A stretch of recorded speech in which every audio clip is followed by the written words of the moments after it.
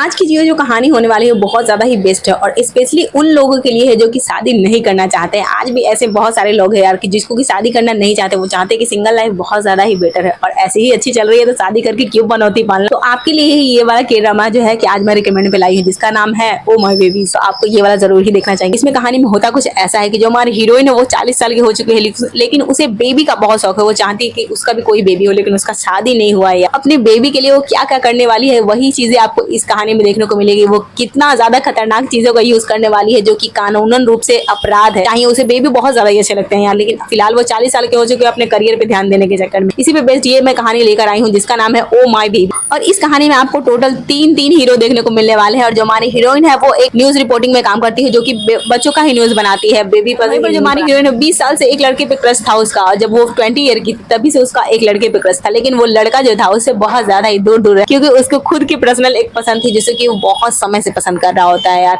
और अंततः हमारी हीरोइन का प्रपोजल ठुकराकर वो अपनी ही पसंद से शादी कर लेता है। लेकिन उनके बीच में कुछ तो खटपट होता है कि जब हमारा हीरो उनकी शादी के 14 ईयर बाद उनका तलाक हो जाता है। लेकिन हमारी हीरोइन अभी भी खोज ही रही होती है यार 20 साल के बाद। उस पहली बार तो एक वो जब 20 ईयर की होती है तो उसे एक लड़का पसंद आता है और उसके बाद उसे कोई लड़का पसंद ही नहीं आता। उसके बाद वो सोचती है कि चलो यार मैं अपने पूरा फोकस जो है अपने वर्क पे करूंगी। और वर्क पे फोकस करते करते और अपने प्यार को ढूंढते ढूंढते अब उसे 40 साल की वो हो चुकी थी, लेकिन फिर भी उसको अपना मनपसंद जैसा लड़का और मनपसंद जैसा प्यार नहीं मिला। लोगों ने भी बहुत ज्यादा उसे ताने मारे थे यार। अब वो किसी फैमिली फंक्शन को अटेंड नहीं करती थी, लेकिन उसकी मदर बहुत ज्यादा ही अच्छी होती है। वो हमेशा उसे कहती है कि तुम किसी फैमिली फंक्शन में क्यों नहीं आती हो, तुम्हें वहां पर आना चाहिए। यहाँ तक कि उसके सारे रिश्तेदारों ने भी अब लड़के भेजने बंद कर दिए थे। क्या है, मुझे अजीब ही यहाँ पर लगा कि यार ये तो सच में एकदम इंडियन कल्चर की तरह लग रहा है। अब वो लड़की होती है वो अपनी मम्मी को कहती है कि मम्मी तुम क्यों नहीं बोलती अपने अंकल आंटी को कि वो मुझे कुछ लड़के को सजेस्ट करेंगे जो कि मेरे साथ डेट पे जा सके। लेकिन हमारी जो हीरोइन होती है वो इतने ज्यादा लड़के को रिजेक्ट कर चुकी होती है ना कि अब उसके सारे अंकल आंटी कजन ब्रदर सभी जो होते हैं उससे फ्रस्ट्रेट हो चुके, उससे एकदम परेशान हो चुके होते हैं कि इसे तो कोई मैं लड़का दूंगी नहीं। अगर मैं कोई भी लड़का इसे सजेस्ट करूंगी तो वो उसे मना ही कर देगी, बिकॉज अब दिल में कोई और बसा ही हो तो आपको कोई और अच्छा नहीं लग सकता है। अब वही हमारी हीरोइन के साथ होता है। हमारी हीरोइन का एक्सपेक्टेशन होती है बहुत ज्यादा ही हाई होती है, और वही जो कि इसका फर्स्ट क्रश होता है वही अभी भी उसके दिल में रहता है, जिसके कारण उसे कोई लड़का अच्छा नहीं लग रहा होता है। लेकिन बहुत ज्यादा उम्र हो गई होती है और उसका बचपन से ही सपना होता है, सभी का बचपन से सपना होता है कि वो पायलट बने, डॉक्टर बने, हीरो बने, एक्टर बने या फिर और भी कुछ बन सकता है, इंजीनियर बने। लेकिन हमारी हीरोइन का बचपन से ही यही सपना होता है कि वो एक माँ बने। बचपन में जब सभी को दिया गया था कि अपने सपने के बारे में लिखो, तो उसने अपने सपने में भी यही लिखा था कि मुझे बड़े होकर माँ बनना है, बिकॉज मैं अपनी माँ को देखती हूँ और वो एक बहुत अच्छी इंसान है और मुझे भी उन्हीं की तरह बन। लेकिन अब हमारी हीरोइन को अपना सपना थोड़ा टूटता हुआ दिखाई दे रहा था। प्रेगनेंसी में तो उसमें बहुत ज्यादा ही कॉम्प्लिकेशन है। डॉक्टर ने भी उसे बोल दिया था कि अगर आप कुछ महीनों के अंदर अगर आप बच्चे नहीं करते हो तो आपको फिर जीवन में कभी भी आप माँ नहीं बन सकते हो। तो अब हीरोइन को बहुत ज्यादा ही डर लगने लगता है यार। वो सोचती है कि चलो यार शादी तो नहीं हुई लेकिन बच्चे कर लेती हूँ। लेकिन सोचो ये कितना खतरनाक हो सकता था कि उसकी मदर जब इसके बारे में जानती है तो बहुत ज्यादा ही गुस्सा करती है और उससे फाइटिंग भी करती है कि यार तुम कैसी बातें कर रही हो, कम से कम तुम्हें अब शादी कर लेनी चाहिए, ऐसी बातें तो मत करो। अपनी बेटी जब उसकी होती है वो रोने लगती है अपने मदर के सामने कि मैं क्या ही करूँ, मैंने बहुत सारे लड़के ढूंढे लेकिन मुझे कोई अच्छे नहीं लगते, मुझे कोई पसंद नहीं आता, अब मुझे लड़कों से कोई मतलब नहीं है। मैं चाहती हूँ कि बस मैं एक बहुत अच्छी माँ बनूं,